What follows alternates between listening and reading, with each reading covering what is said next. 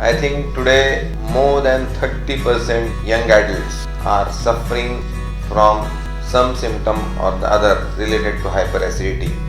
They may have epigastric burning, retrosternal chest pain, vomiting, water rash, burps.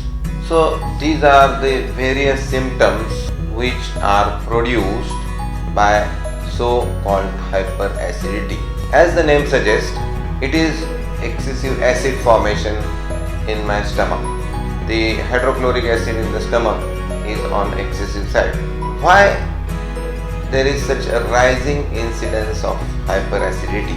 I need not tell you the figures because right from 1970, all the medicines which are related or which are aimed at treating our hyperacidity are on top slot as far as the sales revenue or sales volume is counted. If you see the ads on the media, it itself will show you this problem is really increasing in severity and the qualitatively and quantitatively. So we will see what are the exact etiological factors, because we are not born with the acidity. Now I will tell you by giving you a simple example what exactly starts happening. This is my body. This is the alkaline side of the body. This is the acid side of the body. I have been designed as an alkaline animal. My body pH is 7.4. So the number of alkaline minerals in my body like calcium, magnesium, potassium, sodium, they are in pretty high quantity in my body to keep my body alkaline. Now what started happening? We started doing chemical farming and my soil has been deprived of its alkaline minerals each and every day. So my today's food, which is coming from the chemical farming, contains far less amount of alkaline minerals. Then I started using herbicides. A glyphosate is a methylating agent, as we all know. It deprives the crops from the alkaline minerals further. I started drinking RO water. I started eating white sugar. Then I started consuming refined oil and I started using processed flour.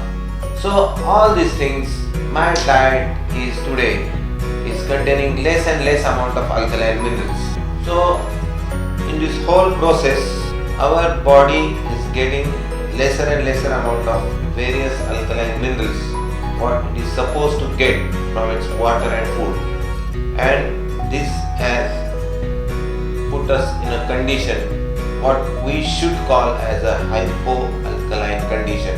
My body is getting lesser and lesser of the alkaline minerals than what my ancestors were getting, and that's why so many of us are suffering from this so-called hyperacidity. In fact, in this I am not talking about the ingestion of various cold drinks we are drinking, the lack of exercise where I am throwing out the various acids through my sweat. These factors are in fact not considered at all. This is just a dietary factor, and that's why many of us who are living a decent life, so-called, are suffering from hyperacidity. So now you will understand why so of us are facing this so-called hyperacidity problem. In fact, I am also habituated to call this as hyperacidity, it's a hypoalkalinity problem. We are suffering from it, as I have told you, due to the sufficient amount of alkaline minerals in my food chain. Food chain includes the food as well as water. My ancestors were drinking spring water which was alkaline in nature, which was very rich in various minerals like calcium and magnesium. Today we are drinking too soft water. On the top of it, many users are using RO treated water, which is not good at all for my body. Calcium, magnesium are one of the key minerals for healthy life. Then my food stuff, as I have told you in the experiment, with the advent of chemical farming, with the advent of this mineral-less soil, is resulting in far inferior quality food stuff. So that food stuff I am eating, which is giving me far less amount of alkaline minerals. And third and most important, is the processing food industry. The food processing has gone to such a massive scale today in the world. We are not eating the food in a wholesome condition. We are processing sugarcane or corn in the US to produce white sugar which doesn't contain a single milligram of any alkaline mineral. We are eating peeled potatoes. We are consuming refined oil which doesn't contain a single milligram of alkaline minerals. So all these food habits we have developed in last few decades are just putting all of us in very big problem, because hyperacidity is not as benign as you think. It's just not the hyperacidity. It's the beginning of the whole story. Say it as beginning of the end. Because these alkaline minerals, they are required everywhere. Your sodium, potassium, they required to keep your cellular voltage in proper condition. Calcium, magnesium, they are required for your mitochondrial function and responses of signaling system. You know, zinc is important for immunity, cobalt is required for mitochondrial oxygen transfer, electron transfer, iron is required for your hemoglobin, which is your major oxygen carrying molecule in the body. So these alkaline minerals are the key for the healthy life.